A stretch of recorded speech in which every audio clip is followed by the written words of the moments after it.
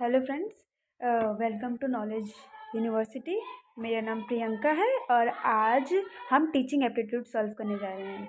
तो मैंने teaching aptitude के लिए अरिहंत की बुक और कुछ प्रीवियस ईयर के क्वेश्चंस लिए हैं। जैसे प्रीवियस ईयर अभी जस्ट जो बीएड हुआ है उसमें जो टीचिंग एप्टीट्यूड पूछा गया था उसके कुछ क्वेश्चंस मैंने उठाए हैं और कुछ अरिहंत से क्वेश्चन उठाए हैं और कुछ जो प्रीवियस ईयर में जो अभी भी जो टेट के एग्ज़ाम हुए थे उसमें से मैंने पीवाईक्यू उठाए हैं। तो लेट्स बिगिन।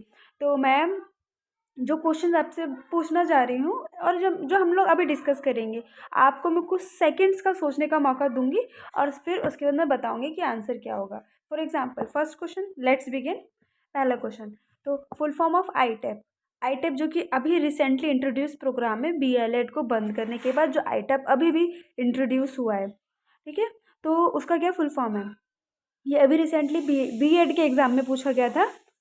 तो यस, इसका है first integrated teaching education programme. Integrated teaching education programme इसका फुल फॉर्म है, ठीक है। तो in India the international year of education was celebrated in which year? Yes, कुछ लोग का आंसर ज़रूर सही है, ठीक है। डी, 1989। ये पीवाईक्यू का क्वेश्चन है। 1989 international year of education celebrate किया जाता है, 1989। ऐसे ही फैक्चुअल क्वेश्चंस काफ़ी पूछे जाते हैं। The Dalton plan of teaching, ये इससे इससे आप क्या समझते हैं? Yes, Dalton plan of teaching जो था स्टूडेंट्स के लिए था, ठीक है। तो टीचिंग एप्टीट्यूड हमेशा से ध्यान रखना है आपको, अगर आपको टीचिंग एप्टीट्यूड में मास्टर बनना है, ठीक है, बहुत अच्छा करना है, तो यस आपको चाइल्ड सेंटर्ड पेडागोजी पर ध्यान देना पड़ेगा। मतलब बच्चों के अकॉर्डिंग ही, उसके इर्द गिर्द ही आपको अपनी टीचिंग को रखना पड़ेगा और आपके आंसर्स यूँ फटाक से आएंगे। तो जैसे यहाँ पे ये डाल्टन प्लान ऑफ टीचिंग लिखा है, तो किसके लिए होगा? टीचर को नहीं देखना है हमें, हमें स्टूडेंट पे ध्यान लगाना है, आपके आंसर्स आएंगे। अभी हम नेक्स्ट क्वेश्चन पूछती हूँ ना, तो उसके बाद आप ध्यान देना।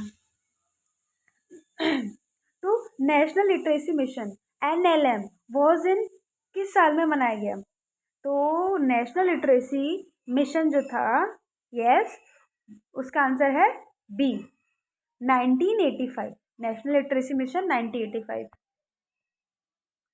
As a teacher you would, एक टीचर के अनुसार आप क्या करेंगे? Listen to the personal problems of the students only if they were special. अगर वो स्पेशल है तभी आप उनकी प्रॉब्लम सुनेंगे, या फिर मतलब स्पेशल कंडीशंस में ही आप उनकी प्रॉब्लम सुनेंगे, या फिर always listen to the problem of students, क्या हमेशा सुनेंगे? या मुझे लगता है कि अच्छी टीचर वही होती है जो कि हर बार बच्चों से घुल मिल के रहे, ये नहीं कि बस एकदम स्पेशल सर्कमस्टांस में ही बच्चों से बात करे। मुझे ऐसा लगता है। लेट्स सी सबके आंसर्स क्या हैं। तो नेवर लिसन, ये तो बिल्कुल नेगेटिव हो गया। नेगेटिव वाले आंसर हमेशा रॉन्ग होंगे। दिस इज, ये एक की है जो कि आप यहाँ से अब लेके जाओ कि नेगेटिव जब भी आंसर दिखे आपको तो उसको हमेशा से ही क्रॉस कर देना। तो listen to the problem of the students and to moderate them to the principal. जो भी बच्चे नेगेटिव बात बोल रहे हैं, मतलब नेगेटिव जो भी प्रॉब्लम्स है वो प्रिंसिपल को जाके बोल देना। मतलब ये क्या है, आप क्लास टीचर हो, आपको उनको सुनना पड़ेगा ना। तो ये तो होगा नहीं, ये होगा नहीं, ठीक है। और ये है, ये भी होगा नहीं, क्योंकि आपको एक स्पेशल टाइम पे थोड़ी सुनना है। तो क्या है, बी इसका आंसर होगा। तो काफ़ी बच्चों को सही होगा इसका आंसर, ठीक है। तो positive we will be always be the answer, okay. Next, इसका while collecting the data related to the literacy all those persons are included। Data collect करते समय हम किस किस इंसानों को इंक्लूड करना चाहिए, किस किस पर्सन को इंक्लूड करना चाहिए?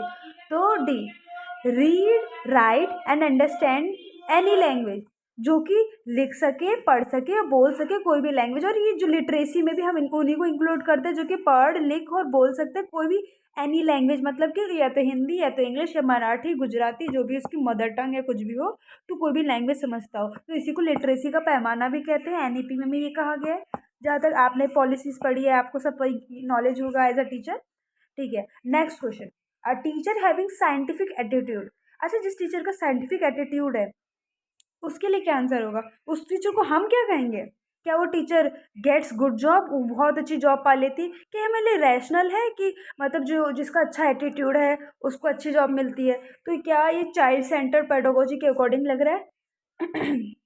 सॉरी। Becomes courageous. अच्छा, साइंटिफिक एटीट्यूड है टीचर का तो करेजियस, बहुत हिम्मत वाली या हिम्मत वाला टीचर होगा। क्या ऐसा इसका आंसर होगा?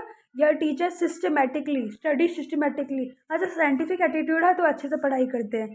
तो यस, आपका साइंटिफिक एटीट्यूड नहीं भी है तो भी आप अच्छे से पढ़ाई करोगे। और लास्ट बोला है कि थिंक रैशनली। रैशनली मतलब बुद्धिमानी की तरीके से आप सोचोगे। यस।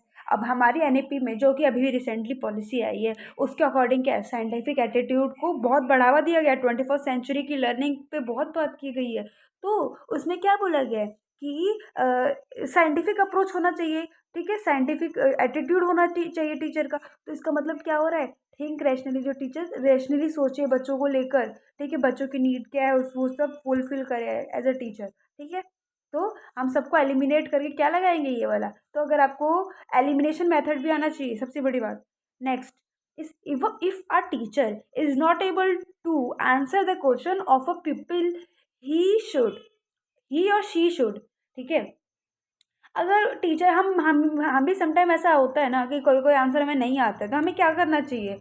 हाँ, अगर बच्चे हमसे आपको कुछ पूछते तो अगर हमें नहीं आता तो आप क्या करते हैं, आप ज़रूर बताना। ठीक है, मैं अगर मुझे नहीं आता मैं बोल देती हूँ बच्चों, मैं कुछ समय बाद बताऊँगी आपको, मैं मुझे बस थोड़ा सा टाइम दो, ये टॉपिक नया है। समटाइम्स ऐसा होता है। ठीक है, मैं फिर कुछ समय बाद पढ़ने के बाद फिर बच्चों को बता देती हूँ आंसर्स। तो आप क्या करते हैं, आप ज़रूर बताना। ठीक है, तो हम सबको पता चलेगा ना कि एज अ टीचर आप लोग क्या इनोवेटिव चीज़ें करते हैं, फिर हम सबको पता चलेगा। तो एज अ कमेंट में बता सकते हो आप। ठीक है, तो फिर as a teacher say that the question is wrong, ऐसे झूठ बोल देना बच्चों को कि क्वेश्चन रॉन्ग है, तो ये मुझे नहीं लगता है सही पेडागोजी है। ठीक है, नेगेटिव जा रहा है बिल्कुल, तो नेगेटिव हमेशा रॉन्ग होता है। रिब्यूक द चाइल्ड, बच्चों को डांट लगा देना, फटकारना, नहीं ये मैं आंसर नहीं दूंगी, तो ये गलत है। तो से दैट ही और she will answer after consultation, मतलब कुछ कंसल्ट करके सोच समझ के मैं यही मेथड अपनाती हूँ और काफ़ी अच्छी टीचर्स यही मेथड अपनाती हैं। थोड़ा सा अगर आपको नहीं आता थोड़ा समझ के आंसर देंगे। तो फील शाय, शाय करने की कोई बात ही नहीं है। एज ए टीचर आपको घुल मिल के रहना पड़ता है बच्चों के साथ, तो ये है answer. Okay, next question. The most the most important task in teaching is, सबसे इम्पॉर्टेंट टास्क आपको क्या लगता है as a teacher? Directing student in development of experiences. क्या ये होना चाहिए एक्सपीरियंस, बच्चों को एक्सपीरियंशियल लर्निंग करवानी चाहिए क्या? ठीक है, second, making and hearing recitation, मतलब उनको मेकिंग और हियरिंग रेसिटेशन सुनाना, बस इतना ही करवाना चाहिए, सुनना है बच्चों को, दिखाना है, बस हो गया, ये होता है। या scoring test paper and giving out grades, या फिर जो बच्चा अच्छे नंबर लेके आ रहा है या फिर बच्चों को ग्रेड दे देना, ये सब करना होता है। या फिर मेकिंग मंथली रिपोर्ट्स बनाते रहना, बस एज अ बिजी टीचर बन जाना। कीपिंग रिकॉर्ड्स पे रिकॉर्ड्स बनाना। क्या वो अच्छी टीचर होती है जो बस ये खुद में बिजी रहती है, या बच्चों को एक्सपीरियंशियल लर्निंग करवाती है, इमेज दिखाती है, हैंड्स ऑन लर्निंग करवाती है, और मतलब मल्टीपल सोर्सेज का यूज़ करती है बच्चों ताकि सीख सके? तो क्या क्या ये है अच्छी टीचर है कि ये सब ये है अच्छी टीचर है? ठीक है, ये बात हुई। तो आपको चाइल्ड सेंटर पेडागोजी का बिल्कुल ध्यान रखना है। तो आप, टीचिंग एप्टीट्यूड इतना कठिन नहीं है, और टीचिंग एप्टीट्यूड में आपके फुल मार्क्स आ सकते हैं। बस बस आपको ध्यान क्या रखना है, चाइल्ड सेंटर पेडागोजी के इर्द गिर्द ही आपका आंसर होना चाहिए। नेगेटिव को बिल्कुल हटा देना है, और एलिमिनेशन मेथड से भी आंसर आते हैं। तो यस, आपको अगर वीडियो बिल्कुल अच्छी लगी तो प्लीज़ प्लीज़ आप सब्सक्राइब ज़रूर करना। ठीक है, मैंने टीचिंग एप्टीट्यूड को लेकर बिल्कुल प्रीवियस ईयर के सारे में ऐसे कोई भी बिल्कुल भी बेफालतू के टीचिंग एप्टीट्यूड बिल्कुल नहीं बनाने वाली। मैं पीवाईक्यू जितने भी हैं, जितने भी पीवाईक्यू अभी तक गए हैं, ठीक है, चाहे वो बीएड के एग्ज़ाम के हो चाहे बिल्कुल टेट के एग्ज़ाम के हैं, सारे के सारे पीवाईक्यूज आपको करवाऊंगी। ये प्लेलिस्ट का फर्स्ट सेक्शन है। सेकंड सेक्शन में हम और टीचिंग एप्टीट्यूड करेंगे। तो यस, आप बने रहना साथ में। ठीक है, तो तब तक के लिए thank you so much everyone.